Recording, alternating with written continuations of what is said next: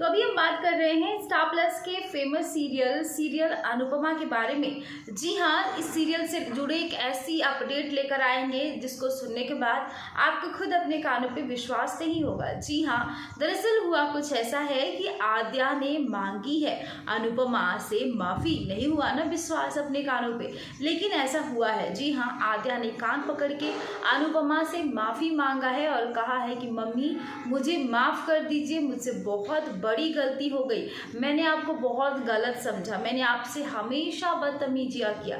आद्या ने तो यहाँ तक कह दिया कि मैंने कभी भी आपसे सीधे मुंह बात नहीं किया, हमेशा आपको देखकर मैं अपना मुंह फेर लेती थी, मैं अपना मुंह खराब कर लेती थी, मैं अपना मूड खराब कर लेती थी, लेकिन आपने हमेशा मुझे संभाल के रखा, आपने हमेशा मुझे प्यार से, मुझे बहुत ही अच्छे से रखा मम्मी।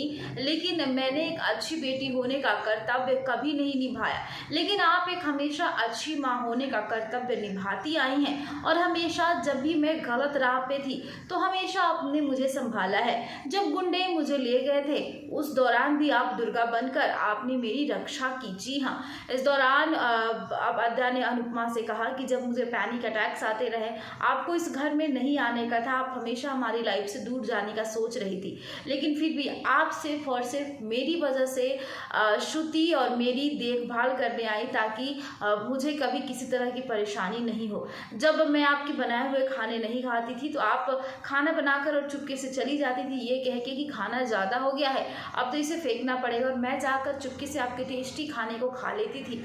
आपने हर मूड पे, हर टाइम हमेशा मेरा साथ दिया है, हमेशा मुझे संभाल के रखा है। कभी भी अगर मैं रास्ता भटक गई हूँ तो आपने हमेशा मुझे रास्ता दिखाया है, मुझे सही रास्ता दिखाया है और सही मार्ग पे चलाया है। इतना ही नहीं, आद्या ने और भी अपनी मम्मी से बहुत कुछ कहा। आद्या ने कहा कि आपको पता था कि मुझे डांस बचपन से बहुत पसंद था, मैं बचपन में बहुत डांस करती थी और मेरे मेंटल पीस के लिए आपने चुपके से डांस क्लास में मेरा नाम लिखवाया, लेकिन आपने ये नहीं साबित होने दिया कि ये सब आपने किया है।